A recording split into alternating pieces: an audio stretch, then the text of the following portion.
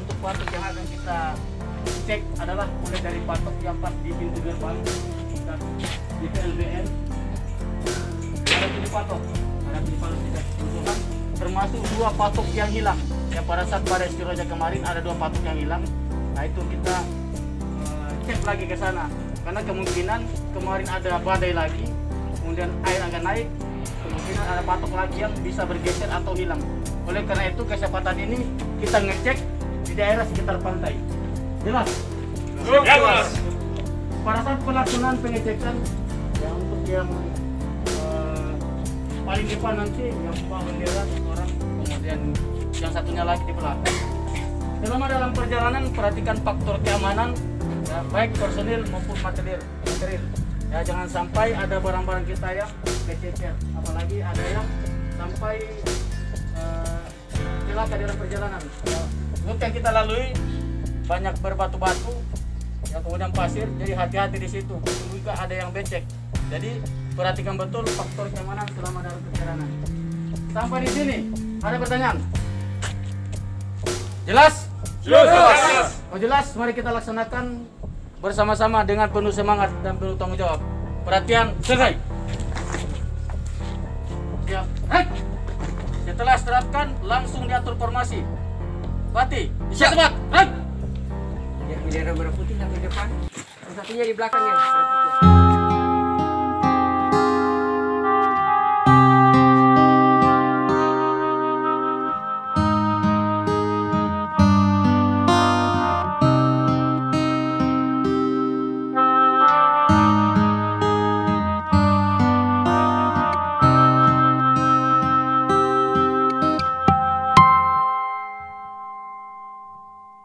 Jadi tentara adalah takdir kami, prajurit sejati, pembela nusa bangsa, selalu siaga, siap dan sedia, tugas dimanapun dan kapanpun juga.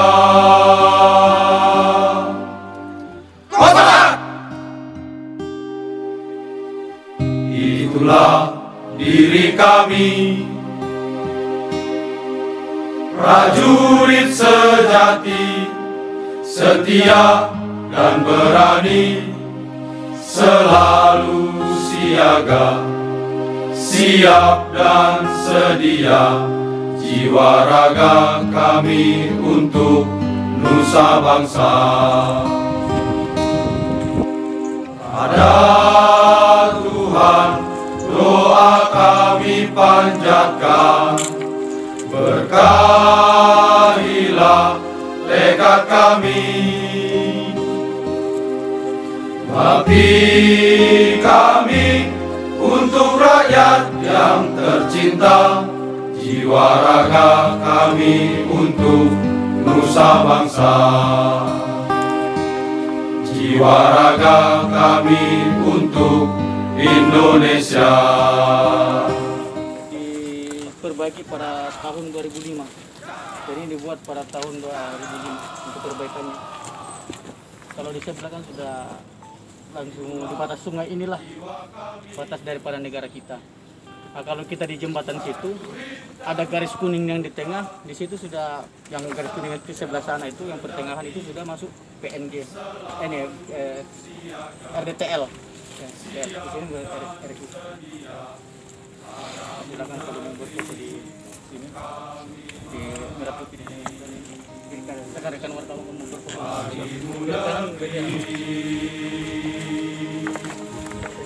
Jiwa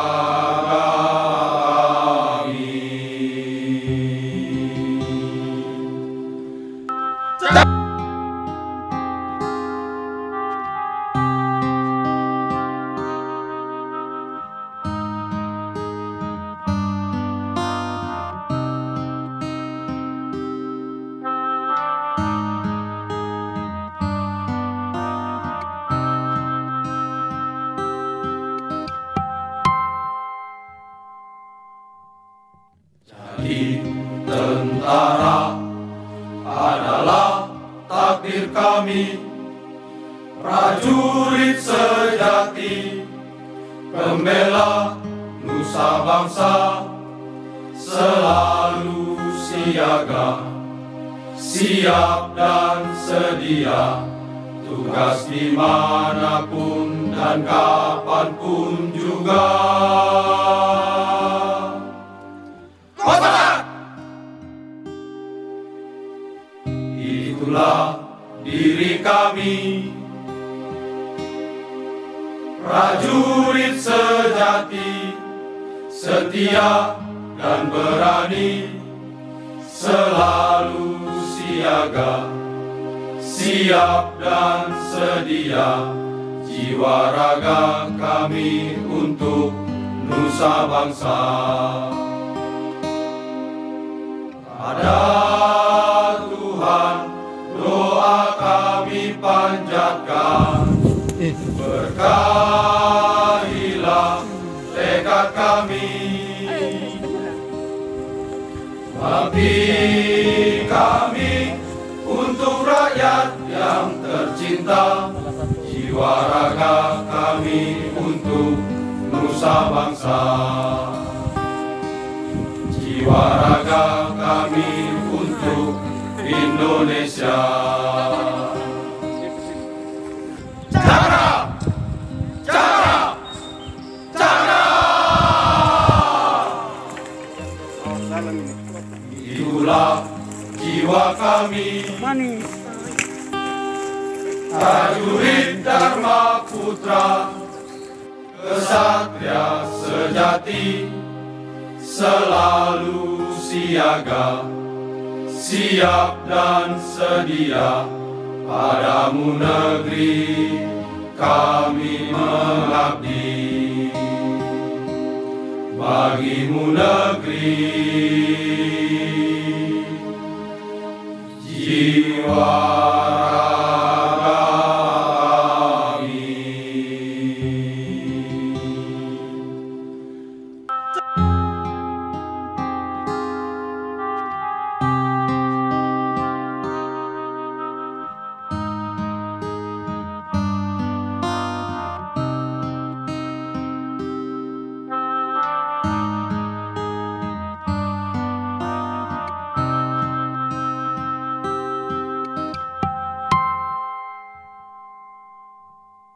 Jadi tentara adalah takdir kami, prajurit sejati, pembela nusa bangsa, selalu siaga, siap dan sedia, tugas dimanapun dan kapanpun juga.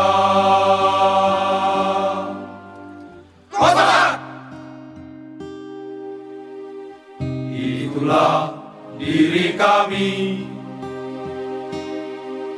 prajurit sejati, setia dan berani, selalu siaga, siap dan sedia, jiwa raga kami untuk nusa bangsa. Pada Tuhan doa kami panjatkan, berkahilah tekad kami. Mengabdi kami untuk rakyat yang tercinta, jiwa raga kami untuk nusa bangsa. Jiwa raga kami untuk Indonesia. Jaga! Jaga! Jaga! Itulah jiwa kami, prajurit Dharma Putra, kesatria sejati, selalu siaga, siap dan sedia, padamu negeri kami mengabdi. bagimu negeri. Jiwa raga kami.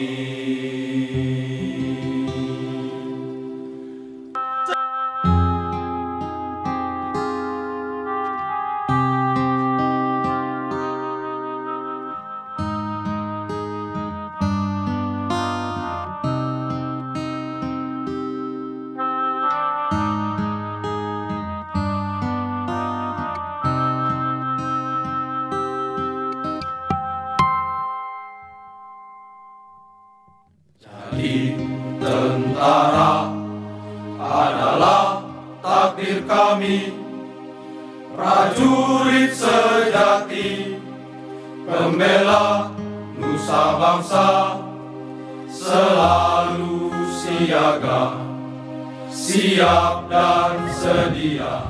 Jadi apabila ada transaksi ilegal dilaksanakan di tengah-tengah. Jadi di tengah-tengah sini dilaksanakan transaksi ilegal ini ya, misalnya ada penyelundupan BBM, kemudian sembako, mereka ketemu dari sini. Ya ketemu dari sini udah bayar di tempat, habis itu sudah sama-sama. Jadi kita tidak bisa menangkapnya untuk orangnya. Karena begitu kita muncul di sana, mereka langsung kabur ke sebelah. Nah, kemarin waktu saya menggagalkan 35 liter minyak tanah ya pas di belakang base camp sana di yang arah ke Aslot. Di situ pas dapat ininya, begitu kita muncul dia langsung kabur ke sebelah. Jadi kita cuma lihat saja, dia kabur. Dia cuma bisa teriak karena kita tidak bisa mengejar apabila dia sudah masuk ke wilayahnya. Kecuali kalau dia nyebrang ke sini kita bisa kejar kalau masih di Indonesia.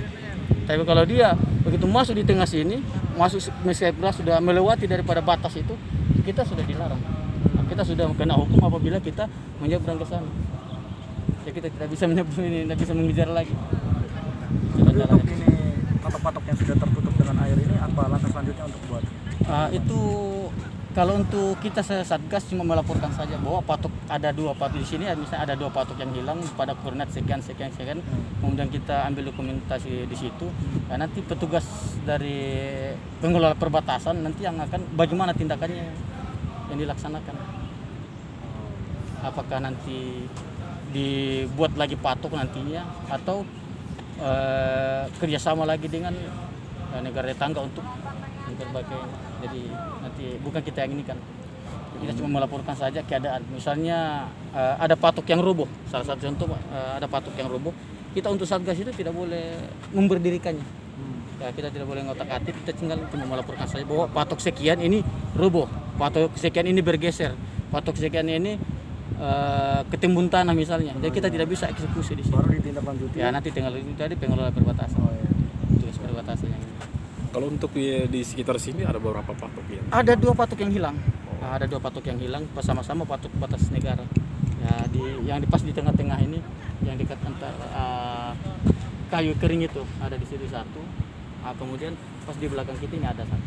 Ya itu yang kemarin kami terakhir patroli bersama dengan Kapolres, dengan patroli bersama dengan polisi dan tentara Timur Leste. Ya, kita laksanakan di situ, kita cari barangnya, ternyata betul sudah ambruk ke bawah pada saat badai Suroja itu.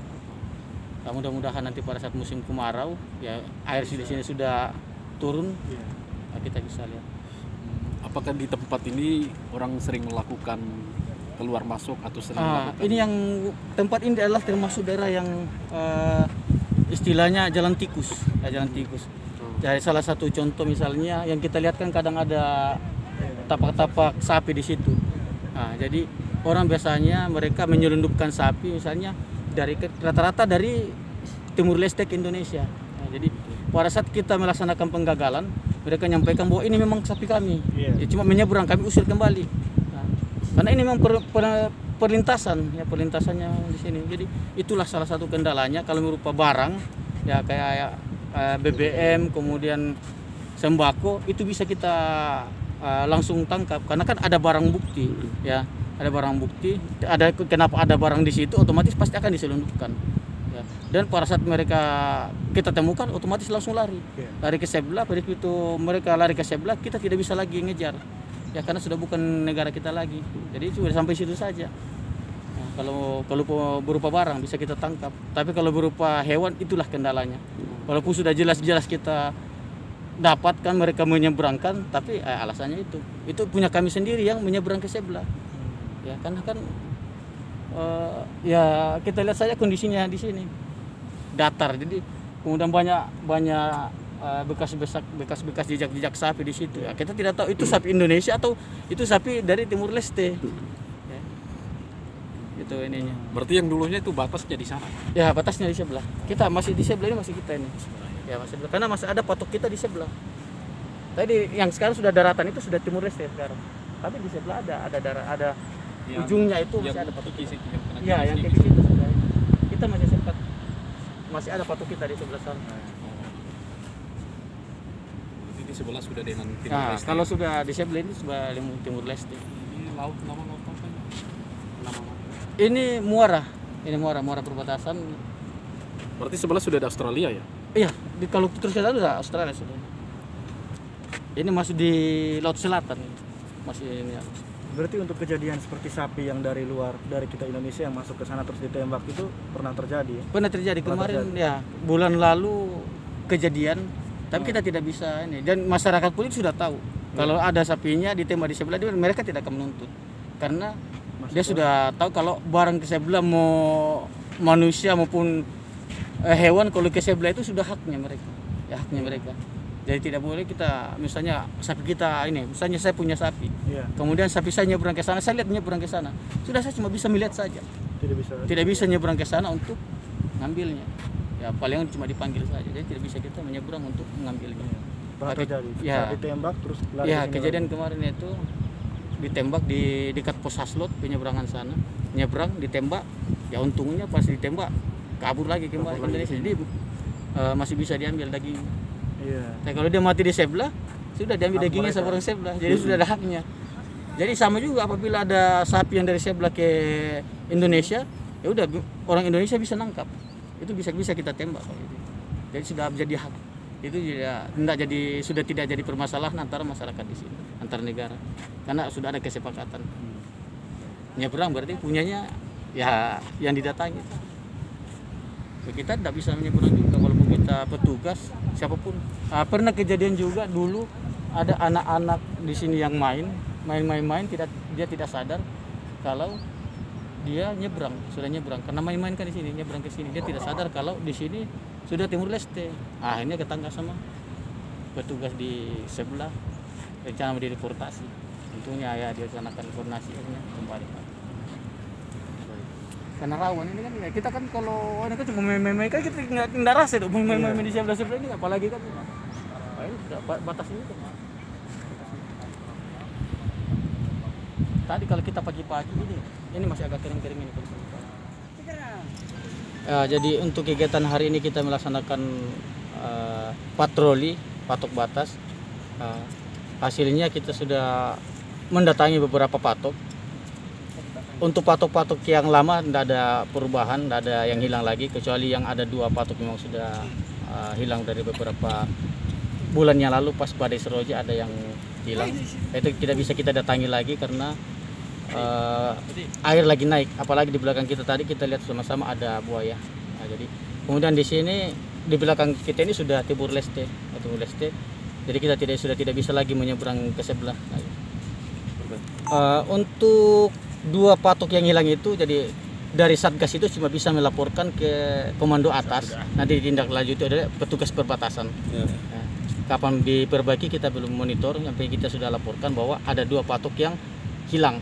Untuk koordinatnya tetap kita pelihara koordinat, dari tempatnya kita tahu di mana tempatnya, sudah dilaporkan juga. Tapi untuk perbaikan nanti dari petugas perbatasan asal setelah bekerja sama atau rapat dengan dari Timur Leste, kemudian ada mungkin dari PBB, itu baru bisa diperbaiki.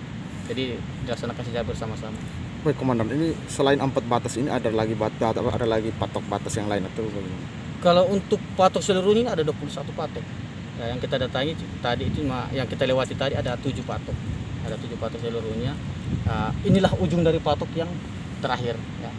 Ini ujung dari patok terakhir, dan patok yang terakhir, 2 yang terakhir itu malah 2 terakhir hilang ya. Ya 2 yang terakhir itu yang hilang. Ya. karena pas di muara, jadi di muara, jadi pada saat air pasang, jadi kemudian hujan akhirnya longsor, akhirnya ketimbun. Sekarang ada 2 patok, sama-sama patok batas negara. Berarti dari pos tadi ke arah sini ada 7. Ada 7. Berarti yang sisanya ke arah mana, Bos? Arah ke belakang lagi kita, di belakang lagi sampai di. Jadi sepanjang patok itu sepanjang sungai ini. Jadi ini adalah sungai ke sana, terus itu ada patok. Jadi pinggir itu sepanjang itu ada semua patok di sana. Jika ditemukan orang-orang yang melakukan jalan ilegal, tindakannya seperti apa? Apabila kita menemukan orang, kita akan tangkap, kemudian kita laporkan ke pihak imigrasi. Kalau menemukan kegiatan aktivitas penyelundupan berupa barang, kita tangkap langsung, kemudian kita data barang-barangnya, kita laporkan ke petugas yang berwenang. Kalau memang berupa barang, kalau hewan kita koordinasi dengan karantina. Dan sudah berapa kali kita mendapatkan berupa barang, kita langsung menyerahkan ke sesuai dengan instansi yang bertugas di situ. Termasuk kemarin ada penyelundupan minyak tanah yang terakhir, kami dapatkan 70 liter minyak tanah, dan langsung kami tangkap, kemudian ambil barangnya. Untuk personilnya, orangnya tidak bisa kita ambil karena mereka sudah melintas kembali ke Timur Leste. Jadi kita mengejar itu cuma sampai di sungai saja, kita tidak bisa menyeberang ke situ. Sedikit himbauan, Komandan. Untuk himbauan, ya harapan kami untuk kegiatan-kegiatan di perbatasan sini, seandainya bisa untuk pemerintah ya kegiatan-kegiatan yang aktivitas yang ada di sekitar perbatasan dikurangi ya, karena kita terkendala dengan situasi di sini, dan kemudian susah juga kita membedakan antara barang-barang yang dari Indonesia apabila berupa hewan, kemudian termasuk orangnya juga ya, karena kita kan orang dari jauh, kita ketemu dengan orangnya, kita tanya ya orang mana, ya pasti dia pakai bahasa Indonesia juga, bisa jawab orang mana. Kita minta ditunjukkan identitas, ya sama-sama tidak membawa identitas. Nah, kita tanya ke masyarakat, ya itu orang sini, jadi kita kendalanya itu masyarakat.